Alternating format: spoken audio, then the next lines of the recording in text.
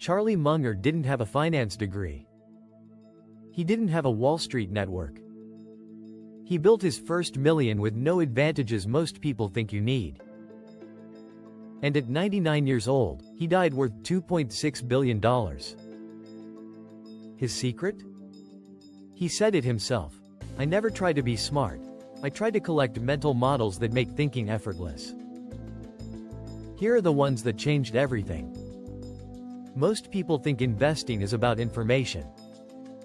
Charlie Munger proved it's about thinking. He called it a latticework of mental models borrowed from physics, psychology, biology, and history, and he used it to see opportunities decades before anyone else. You don't need to be a genius. You need to think like one. Let's break down the core models Munger used most. Munger borrowed inversion from Carl Jacobi, the German mathematician who said, "Invert. Always invert." Here's how it works. Instead of asking how do I succeed, ask what guarantees failure, then avoid those things. Most people want to be wealthy, so they study wealthy people. Munger would first ask what makes people stay broke. Debt they can't service. No emergency fund. Chasing shiny investments they don't understand. Lifestyle inflation that outpaces income. Eliminate those. Wealth isn't just the goal you sprint toward. It's the gap that opens when you've removed all the ways to fail.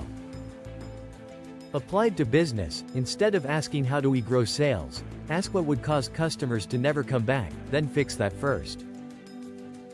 Munger's next major filter was the circle of competence. Stay inside the zone where your knowledge is deep enough that you can predict outcomes with high confidence. Outside that zone, you're gambling, even if you don't realize it. Warren Buffett famously skipped most of the tech boom in the late 1990s. Everyone called him out of touch. Then the bubble burst. Buffett's response was simple.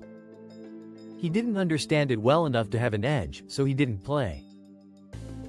The trap most people fall into is confusing familiarity with competence. You've used Amazon for years.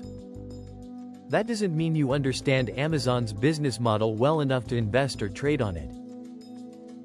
Munger's rule was to define your circle precisely. Write down what you genuinely know versus what you only think you know. Then operate mostly inside that boundary and be brutally honest about where the edges are. Another underrated Munger idea is the Lollapalooza Effect. This describes what happens when multiple psychological, social, or economic forces all align in the same direction. The outcome isn't additive. It's exponential. Munger used the example of casinos. No single factor makes gambling addictive. But combine intermittent reinforcement, social proof, anchor pricing, the near-miss effect, and ambient sensory design, and you've created a machine that overrides rational thought in almost everyone. The business version is the same. The best products don't win on one dimension alone. They win because multiple factors converge. Superior product, network effect, switching cost, and emotional branding working together create a powerful moat. Munger also rejected lazy pattern matching. Most investors, managers, and founders see something that looks like a past success and assume it will work again. He called this monkey see, monkey do thinking. His alternative was to break every situation down to its base elements before adding interpretation. When evaluating a business, ask what the company is actually selling, who the customer really is, what structural advantage exists, and what failure modes nobody is talking about. These are not flashy questions. They are foundational ones. And most people skip them because they are in a hurry. Then there is Munger's most counterintuitive advice. The big money is not in the buying and the selling, but in the waiting. He called his approach sit on your ass investing. Buy a great business at a fair price, then do not touch it. This sounds passive, but it is not. It requires enormous discipline to watch a portfolio swing down hard and do nothing. To watch lesser investments run while yours stays flat for years. To resist the pressure to always be doing something. But that is where compounding does its real work. Taxes are not constantly triggered. Transaction costs disappear. And the business keeps reinvesting and growing quietly in the background. Munger's best investments were not clever trades. They were long holds in businesses he understood deeply enough to trust through volatility.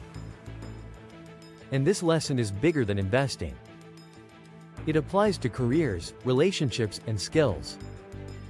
The people who win are rarely the ones who move fastest. They are the ones who identified the right thing early and had the patience to stay with it. Charlie Munger wasn't smarter than everyone. He just thought more carefully, more patiently, and in more dimensions. He borrowed the best ideas from every field and built a thinking system that compounded as reliably as his investments. The latticework of mental models isn't a tool for geniuses. It's a tool for anyone willing to study, think clearly, and apply it consistently. If this gave you one new lens to think through, share it with someone who needs it. And if you want more frameworks from the investors who've actually built generational wealth, stay with MindForge.